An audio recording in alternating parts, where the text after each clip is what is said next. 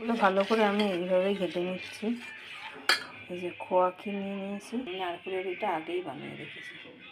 কড়াইটা অন করে নিয়েছি। এই যে একটু ঘি দিয়ে এই চামচ দিয়ে আমি চারিদিকটা নেড়ে নিচ্ছি। এবার ব্যাটারটা তুলে আমি এর মধ্যে দিয়ে দেবো।